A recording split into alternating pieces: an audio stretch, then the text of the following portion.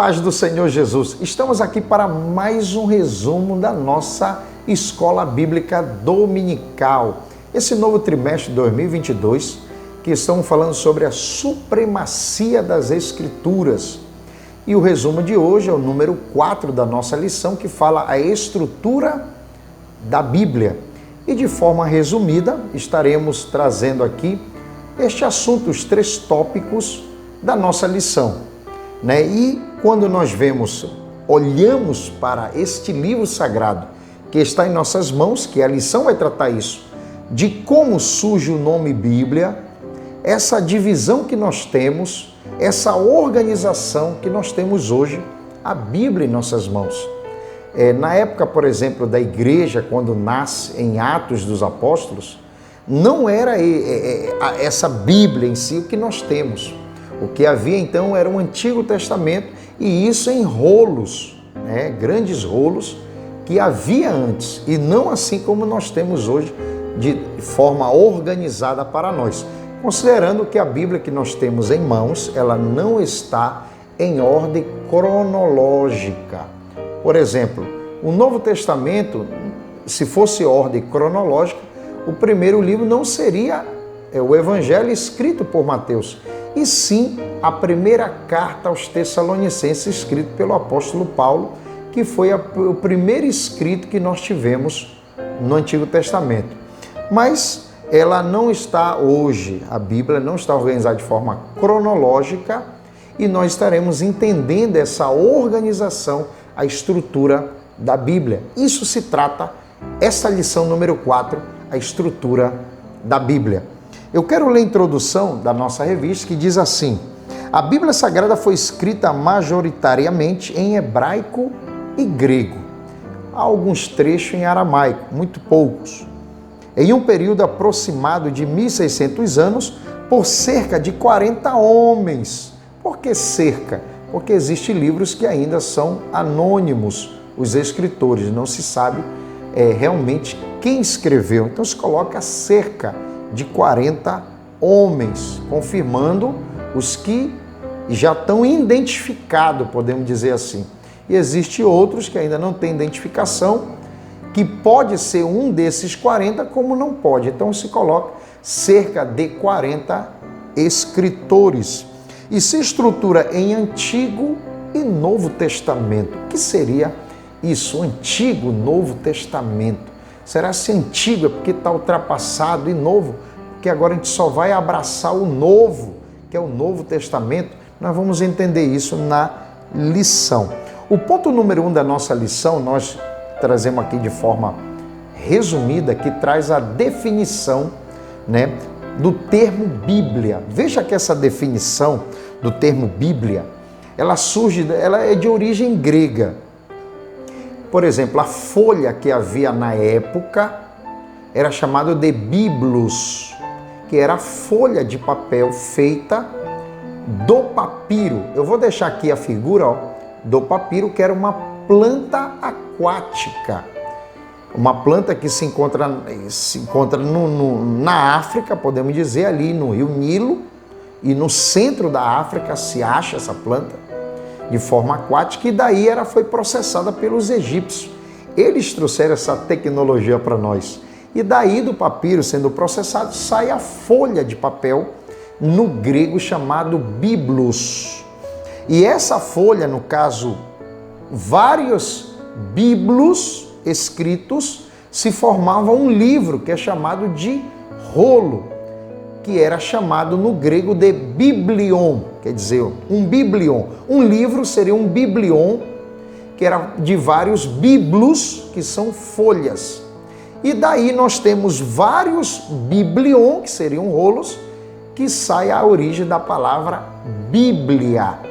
E veja que a lição traz para nós que a palavra Bíblia, no latim, ela é singular. Interessante isso. No latim ela é singular, mostrando que a Bíblia, no latim, no termo singular, provando para nós que ela traz uma unidade de pensamento, e de pureza, mostrando que a Bíblia elas são, na verdade, uma biblioteca, vários livros que tem um pensamento unitário, uma harmonia entre os livros. Por isso eles foram canonizados, que é o ponto da lição que traz sobre o canon da Bíblia. Nós temos que deixar claro aqui o seguinte, que a canonização das Escrituras Sagradas não se deu em um concílio, ou em 2 concílios, ou no 3º concílio que foi feito, concílio de Nicéia e outros concílios que surgiram. Não. A canonicidade da Bíblia, ela na verdade foi um processo que se concluiu num período muito extenso. Por exemplo, nós temos aqui, a revista traz para nós o que é o termo canon. São normas, normas que foram criadas. E veja na revista, diz assim, normas de avaliação para identificar os livros sagrados. Em vista disso, o termo canônico passou a designar os 66 livros. Então, o canon seriam normas, é uma linguagem também de origem grega e tem de origem hebraica.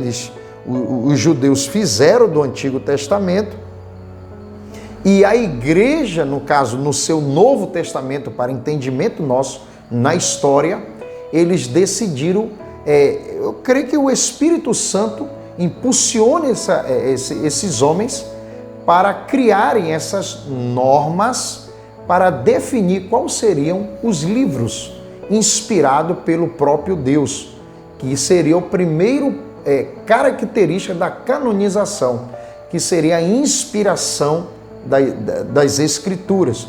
O segundo seria a aceitação do povo de Deus. É muita prepotência hoje de alguém se levantar e querer questionar este livro. Seria desconsiderar eu achar que todo esse tempo o povo de Deus, a igreja do Senhor, que ela é guardada e preservada pelo Espírito Santo, estávamos todos equivocados. Então é muita prepotência de se levantar contra esse livro, apesar que a Bíblia ela já sofreu muitos ataques, até hoje ela continua, mas nós cremos na Bíblia que ela é toda inspirada pelo próprio Deus, e o canon bíblico está fechado nos 66 livros que nós temos em mãos. E a outra característica da canonização da Bíblia seria a preservação desses escritos, que é um milagre. De nós termos a Bíblia em mãos, é um milagre da parte de Deus. Nós vemos uma ação soberana de Deus ao nosso favor, ao favor do homem, porque nós temos aqui a Bíblia em mãos, o escrito inspirado pelo próprio Deus, nós cremos. Aí vem a lição, traz o termo Antigo e Novo Testamento. Primeiro Testamento, né, ele no hebraico e no grego, ele traz o sentido de aliança, né, de pacto, que seria um Antigo Testamento. Essa linguagem não foi uma criação nossa, né, da era cristã, eu digo atual. O apóstolo Paulo, ele utilizou essa linguagem na segunda carta aos Coríntios 3,14. Paulo faz menção, chamando de antiga aliança, aos escritos que nós temos, que são os 39 livros. Ele menciona esses 39 livros do Antigo Testamento, que eram chamados de escritos. E ele chama de antiga aliança. E a nova aliança que o Senhor Jesus falou na ceia com os discípulos, quando ele está ali na ceia reunida com os discípulos, ele diz o seguinte, que o sangue dele que seria derramado, que foi derramado no Calvário, era o símbolo, o selo da nova aliança, que foi profetizado pelo profeta Jeremias, que Deus iria fazer um novo pacto agora com a humanidade. A antiga aliança se refere ao pacto de Deus com Israel. E agora a nova aliança, que foi o mediador, o próprio Cristo, abrindo as portas, o trabalhar de Deus, não só com Israel, mas sim para toda a humanidade. Seria um novo tratar, um novo trabalhar, uma nova aliança de Deus para com os homens, através de Cristo como mediador dessa aliança. Então seria mais, não é nada antiquado, né, Antigo Testamento, e sim a forma que Deus trabalhou. A antiga aliança, Deus trabalhou com Israel. Nova aliança, Deus trabalha por meio da igreja a toda a humanidade. Então aí significa o termo Antigo e Novo Testamento, que também traz a veracidade que este livro é inspirado pelo próprio Deus. Porque quando eu falo Antiga Aliança e Nova Aliança, nós vemos que os escritos da Nova Aliança, que foi os feitos de Jesus, né, do início, ele se coloca no mesmo nível dos livros da Antiga Aliança, que são os 39, que se conclui os 66 livros, Antiga Aliança os 39 e os 27 que nós temos no Novo Testamento, com o chamado Novo Testamento, traz ao mesmo nível de escrito do Antigo Testamento. Então hoje nós podemos chamar a Bíblia de Escrituras Sagradas. Por exemplo, aquele texto que Paulo menciona naquele momento para Timóteo, que as Escrituras são divinamente inspiradas, naquele momento ele está se relacionando aos 39 livros do Antigo Testamento. Mas hoje nós podemos sim aderir àquele texto sendo aplicado para a Bíblia, porque nós temos e cremos que o Novo Testamento ele também é inspirado e podemos chamar de escritos sagrados do próprio Deus. Então aí nós temos na lição que seria mais repetitiva, o ponto número 2, é o Antigo Testamento, que ele mostra aqui a organização, que fala aqui o Pentateuco, os 5 livros escritos por Moisés. Nós temos aqui os livros históricos, trazendo a história de Israel. Nós temos livros poéticos, são expressões, né, que foram usadas, chamados também de sapiens, expressões humanas, mas inspirados, escritos, tudo aquilo ali. E os proféticos, que ali nós temos Isaías, Jeremias, que são os livros, até Malaquias, que foi o último livro do Antigo Testamento, são chamados de livros proféticos. A canonicidade do Antigo Testamento se deu na inspiração divina. Nós temos reconhecimento do povo de Deus, foi o que nós falamos logo no início, e a preservação pelo povo de Deus. Então nós vemos a canonicidade, repetindo, não foi uma decisão em um concílio, e sim um processo que foi examinado, detalhado, né, e nós temos o Antigo, por exemplo, o Antigo Testamento, ele foi definido, os 39 livros, já no ano 90 depois de Cristo. Um grupo de judeus se reuniram e ali foram excluídos aqueles livros apócrifos que foram traduzidos da Septuaginta. A tradução da Septuaginta foram inclusos também vários livros apócrifos. E ali no ano 90 foram excluídos ou não foram aceitos, e os que foram aceitos são os que nós temos hoje, os 39 livros do Antigo Testamento.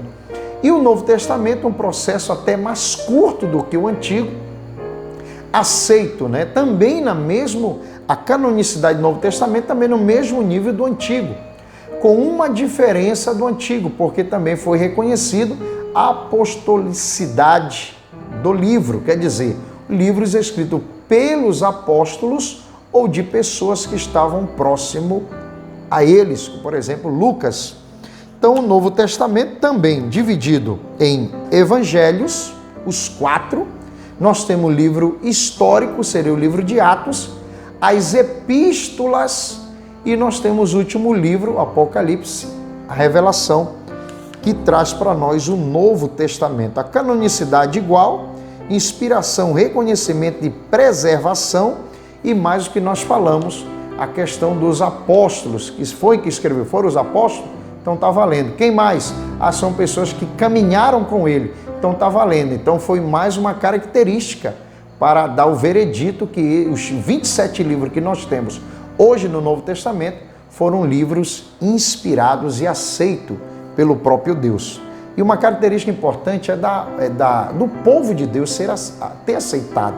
O reconhecimento nós vemos desde o Antigo Testamento, o povo reconhecendo os escritos. No Novo Testamento, o apóstolo Pedro faz menção das cartas de Paulo, colocando no mesmo nível, chamando de escrituras. Então nós vemos o reconhecimento do povo de Deus no decorrer do tempo. Repetindo, a canonicidade da Bíblia não foi decidido em um concílio, e sim foi um processo longo e chegamos ao que nós temos hoje em mãos, os 66 livros. A particularidade do Novo Testamento, ele foi escrito em grego e diz aqui, eu quero ler aqui o do Antigo Testamento, quando foi dividido, os textos foram divididos. Diz aqui a tarefa de citar a Bíblia. Em 1227 d.C., o texto foi dividido em capítulos e por volta de 1445 d.C., o Antigo Testamento foi dividido em versículos. O Antigo Testamento. O Novo Testamento, nós temos aqui o seguinte, que em 1555 nós temos o Novo Testamento também foi dividido em versículos. Então nós temos um período mostrando aqui a época, o ano que foram dividido, essa divisão que nós temos hoje. A primeira Bíblia impressa foi a Bíblia de tradução de Jerônimo, a tradução da Vulgata Latina. Até essa tradução de Jerônimo, ele traduziu o Antigo Testamento do seu original grego, da língua original, que seria o grego, ou que seria o hebraico. O grego seria do Novo Testamento.